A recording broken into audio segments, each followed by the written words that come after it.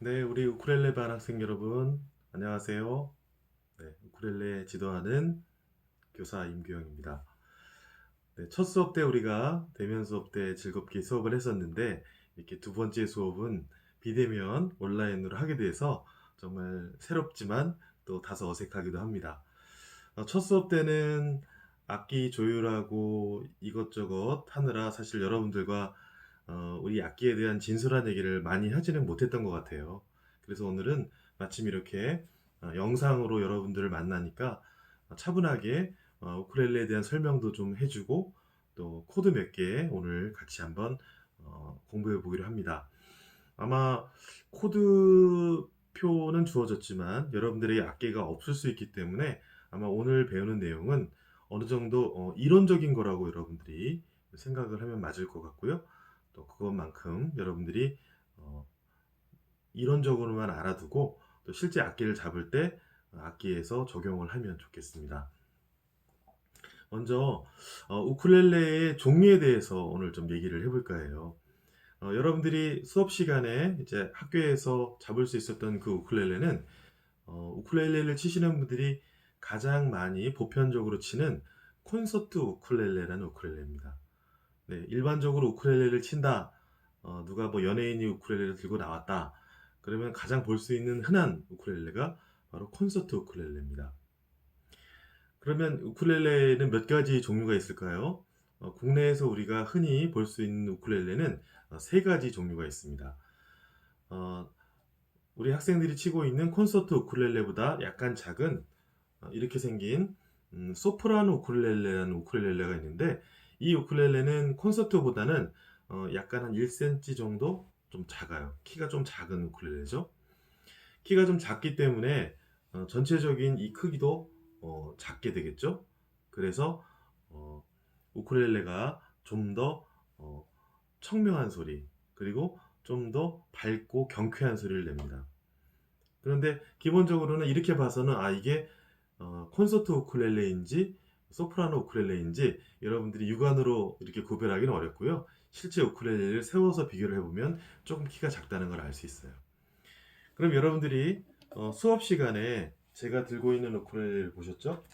자, 제가 들고 있는 우쿨렐레, 제가 쓰는 우쿨렐레는 방금 제가 보여준 우쿨렐레보다 키가 훨씬 크죠. 그리고 여러분들이 쓰고 있는 콘서트 우쿨렐레보다도 더 키가 큽니다. 그래서 이 우쿨렐레 이름은 테너 우쿨렐레라고 해요. 보통 이 테너 우쿨렐레 정도 되면 사실은 학생들이 좀 치기에는 약간 크다는 느낌이 들 수 있고 저처럼 성인들이 쓰기에 크기가 적합합니다. 그리고 보통 테너 우쿨렐레를 사용하시는 분들은 우쿨렐레를 지도하는 강사 선생님이나 전문 연주자들이 많이 치시죠. 그리고 테너 우쿨렐레는 좀 더 고가의 좀 비싼 우쿨렐레라고 할 수 있습니다. 그렇지만 저렴하고 또 보편적인 콘서트 우쿨렐레를 잘 배워도 우쿨렐레를 즐겁게 칠 수 있기 때문에 아마 악기를 즐기는 데에는 아무런 무리가 없을 거예요. 자, 지난번에 여러분들에게 우쿨렐레 전체의 구조에 대해서 제가 설명을 못 드린 것 같아서 오늘은 그 얘기를 좀 해볼까 합니다. 우쿨렐레 이 전체에서 소리가 나는 부분은 어디일까요? 많은 분들이 우쿨렐레에서 소리가 어디서 나나요? 라는 이런 질문을 던지면 되게 이 가운데에 있는 이 구멍, 네, 이 빈 곳에서 소리가 나올 거라고 보통은 일반적으로 생각을 합니다.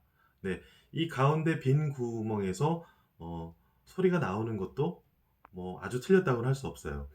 이 가운데 빈 이 공간을 우리는 사운드 홀, 즉 소리가 나는 구멍이라고 말합니다.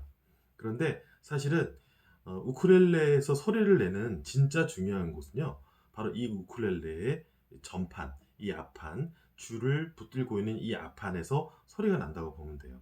그러면 이 앞판에서 나는 소리가 바로 이제 측면과 후면까지 이 소리를 전달해서 전체의 소리가 흩어져 나오는 거라고 말할 수 있겠죠?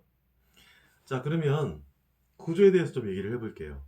자, 마치 이걸 뭐 사람으로 비유할 수는 없지만 동물로 비유하면 뭐에 가까울까요? 약간 기린 같은 느낌이기도 하죠. 기린이라고 생각하면 이 부분은 여러분들은 뭘로 보여요? 네, 당연히 머리로 보이겠죠? 그리고 이 기다라는 것은 목으로 보이기도 합니다. 그 다음에 여기는 당연히 몸통이겠죠.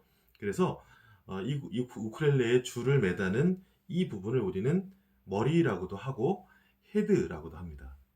자, 헤드에는 이렇게 우쿨렐레 줄을 감는 줄감개, 이거를 헤드머신이라고 하는데요. 이 줄감개가 여기에 달려져 있어요.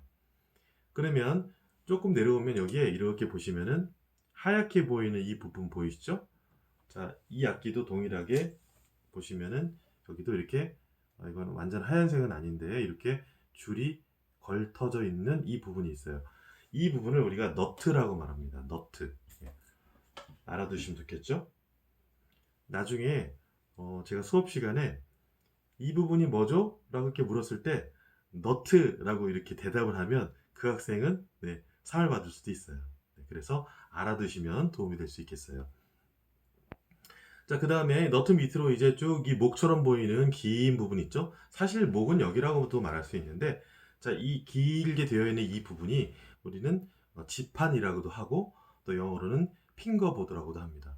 그럼 이 핑거보드, 이 지판에는요, 이렇게 쇠로 되어 있는 이렇게 이것을 구분해주는 하나의 그 선이 보이죠? 이 선처럼 되어 있는 쇠 막대기를 우리가 프렛바라고 말해요. 프렛바. 그래서 이 프렛바가 여기에 소리를 내주는 이제 그 나눠주는 역할을 하는 거죠. 그래서 이 프렛바가 나뉘어져 있는 이 경계 안쪽에 있는 이 부분이 이제 프렛이라고 말을 하는 건데 여기는 1프렛, 2프렛, 3프렛, 4프렛, 5프렛 이렇게 쭉 가겠죠. 네, 그래서 이렇게 1프렛에 뭐 어디를 잡아라, 어디를 눌러라 하는 것이 그 소리를 내는 하나의 그 장소라고 말할 수 있어요. 예를 들어 보면, 자, 우리가 첫 시간에 배웠을 때, 튜닝할 때, 아무것도 잡지 않은 상태에서 나는 소리는 솔, 도, 미, 라라고 말했어요. 4번 줄은 솔, 3번 줄은 도, 그 다음에 2번 줄은 미, 1번 줄 라예요. 그러면 라죠?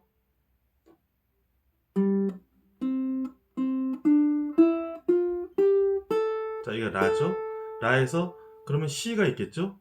자, C는 네, 1번 줄에 두 번째 프렛을 누르면 C라는 소리가 나고 그 다음에 한 칸 더 올라가서 여기를 누르면 도 이런 소리가 나죠. 그래서 이렇게 프렛을 나누어서 이 소리의 음계를 구분해서 내도록 합니다.